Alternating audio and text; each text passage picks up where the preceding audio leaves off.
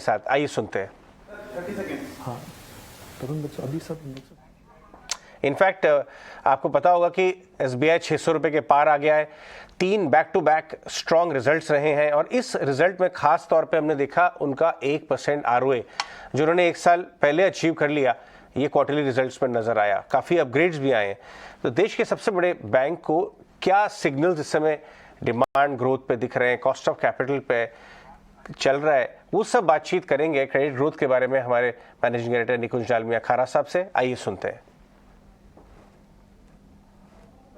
State bank of India के chairman Dinesh Kumar खारा साहब हैं और आज हमारी चर्चा का मुद्दा रहेगा कि भारत की अर्थव्यवस्था इस प्रकार के ग्लोबल अनसर्टिनिटी के अंदर क्यों ग्रो कर रही है। स्टेट बैंक ऑफ इंडिया का ग्रोथ का क्या रुख रहेगा और ब्याज दरों को लेकर के अगर आप एक बोरोवर हैं तो आप चिंतित हैं, मगर अगर आप एक डिपॉजिटर हैं तो आपको क्या उत्साहित रहना चाहिए। खारा साहब हमारे साथ आपने बातचीत करी, इसके लिए बहुत बहुत शुक्रिया। पहले तो कमाल के नंबर आए साहब, 600 रुपया स्टॉक प्राइस हो चुका है। आपने जो भी कमिटमेंट दी थी मार्केट को और एनालिस्ट को आरओई को लेकर के, क्रेडिट ग्रोथ को लेकर के, आपने सारे टारगेट्स करीब करीब 1.5 से 2 साल पहले अचीव कर लिए।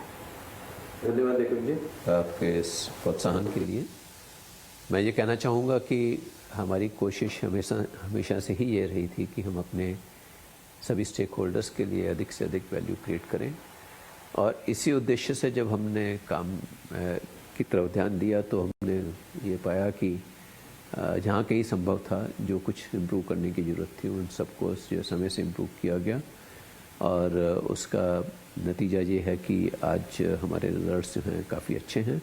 इनका कारण क्रेडिट क्वालिटी काफ़ी अच्छी है और साथ ही साथ जो है फॉलोअप के ऊपर पूरा ध्यान है, जिससे कि जो है जो कोई भी क्रेडिट जो है वो ड्रिफ्ट ना करे और इनकम में जहाँ तक संभव है हम सभी चैनल्स के थ्रू अपने इनकम को इम्प्रूव करने की कोशिश कर रहे हैं। जब हम इनकम इम्प्रूव कर रहे हैं तो हमारा एक ही ध्येय है कि हम अपने ग्राहकों के लिए अधिक सेवाएं उपलब्ध करवाएं जिससे कि हमारी इनकम और इम्प्रूव करे। और जहाँ तक ब्याज दरों का सवाल है, मेरा ये मानना है कि अभी हमारी जो लोन बुक है वो तकरीबन 74% तक वो लोन बुक जो है लिंकअप हो रखी है विद MCLR और EBLR से।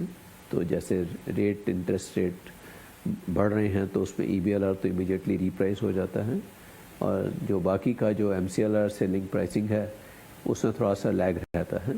तो अभी हाल फिलहाल में मेरे को लगता है कि इस क्वार्टर में हमें कुछ उसका और अधिक बेनिफिट मिलना चाहिए।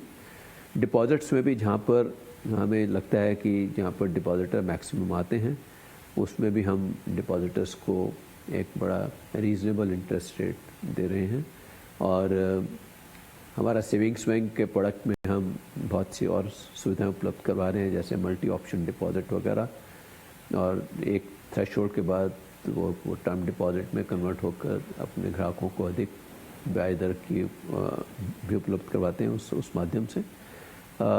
ओवरऑल मैं ये कहना चाहूँगा कि क्रेडिट क्वालिटी अच्छी है, इंटरेस्ट रेट्स अच्छे हमें मिल रहे हैं, हमारे मार्जिन्स हमारे अच्छे हैं और निम हमारा जो अच्छा हुआ है इस कारण से समय से पहले हम अपने कमिटमेंट को पूरा कर पाए हैं।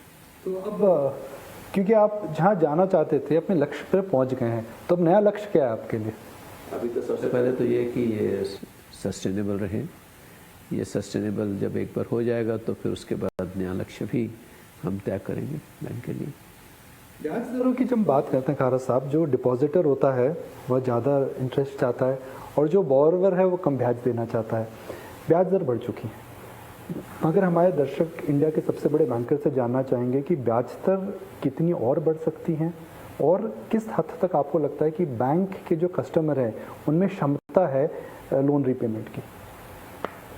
जहाँ तक ब्याज दर और अधिक बढ़ने का सवाल है, जैसा कि हमने देखा है कि ब्याज दरों का बढ़ना का कारण जो है ग्लोबल सेंट्रल बैंक्स के द्वारा अपना इंटरेस्ट रेट बढ़ाने का एक मेन रूप से कारण रहा है। और जिस तरह से USA में इन्फ्लेशन थोड़ा कंट्रोल में आया है, आशा करते हैं कि ये इन्फ्लेशन इधर भी भारतवर्ष में भी हमने देखा है कि उसके नंबर्स थोड़े कुछ कंट्रोल में आए हैं। हमें आशा है कि जो आरबीआई की पॉलिसी रेट्स शायद उतने नहीं बढ़ेंगे जितना कि पहले सोचा जा रहा था, और अगर ये इंटरेस्ट रेट अगर उस तरह से नहीं बढ़ेंगे तो शायद बोरोस के लिए भी इंटरेस्ट रेट नहीं बढ़ेंगे, ये मेरा मानना है।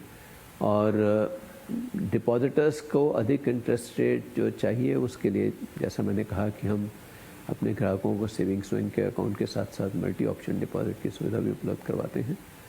और मल्टी ऑप्शन डिपॉजिट में भी हमारे टर्म डिपॉजिट में जहाँ कहीं हमें लगता है कि शायद हमारे को एसेट लायबिलिटी को मद्देनज़र रखते हुए हमें और अधिक डिपॉजिट चाहिए तो वहाँ हम और अधिक इंटरेस्ट रेट भी देते हैं।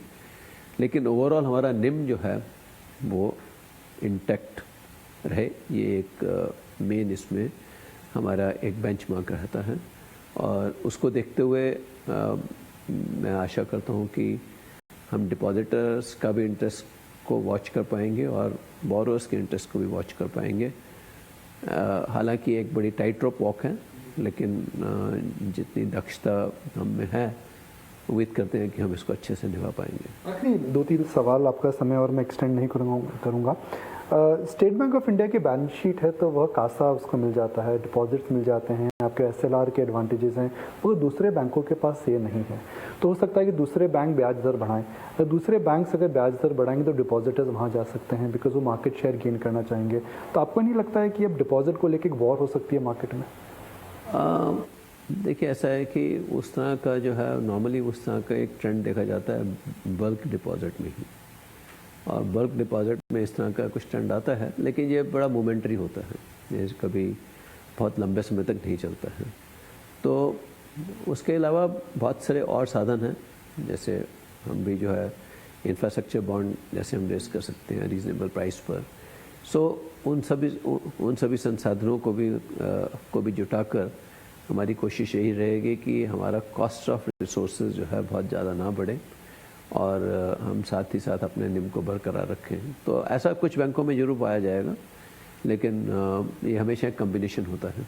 क्या स्टेट बैंक ऑफ इंडिया अपना मार्केट शेयर और गेन कर सकता है? भले बैंकिंग में हो, इंश्योरेंस में, क्रेडिट कार्ड में हम नंबर 1 है अभी, पर क्या आप और गेन कर सकते हैं?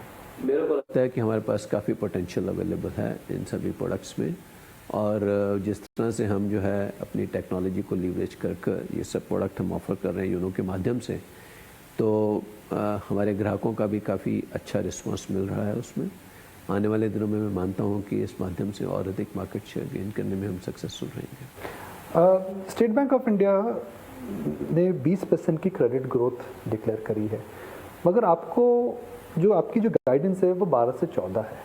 तो क्या आपको इकॉनमी में धीमापन लग रहा है या फिर आप कंजर्वेटिव गाइडेंस दे रहे हैं?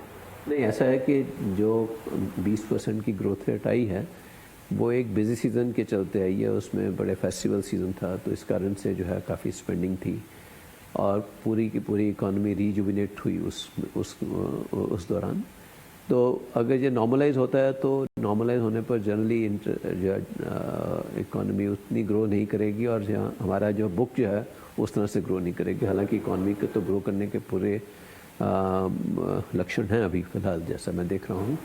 तो इसी कारण से जो है अगर हम पूरे एनुअल ग्रोथ रेट को देखेंगे, क्योंकि ये एक क्वार्टर की ग्रोथ रेट थी जो कि 20% है, आशा करते हैं कि 12 से 14% की ग्रोथ रेट जो है पूरे साल भर में जो है 12 से 14% की ग्रोथ रेट आएगी। आखिरी सवाल, स्टेट बैंक ऑफ इंडिया का शेयर ऑल टाइम हाई पर है। इस सेक्टर पीएसयू बैंकिंग सेक्टर को मार्केट ने नज़रअंदाज करा था, एक स्टेप मदली ट्रीटमेंट दिया था, अब सब इसकी जय जयकार कर रहे हैं। अच्छी फीलिंग आ रही है? कैसा महसूस हो रहा है? आपने काफ़ी बड़ा योगदान दिया है, नंबर्स आंकड़े सब बढ़िया लग रहे हैं। बहुत अच्छा लगता है, बहुत अच्छा इसलिए भी लगता है कि एक तो नंबर अच्छे हैं, दूसरा हम अपने ग्राहकों के लिए, हम अपने शेयर होल्डर्स के लिए हम अच्छा वैल्यू क्रिएट कर रहे हैं, जिससे कि बहुत सेटिस्फेक्शन मिलती है। तो शेयर होल्डर्स को क्या उम्मीद करनी चाहिए? हमारी कोशिश ये रहेगी कि हम उनके लिए अधिक से अधिक उनके लिए वैल्यू क्रिएट करें। खरा साहब, आप हमारे साथ जुड़े, इस चर्चा के लिए बहुत बहुत शुक्रिया। धन्यवाद। Thank you. Clear guys, thank you very much.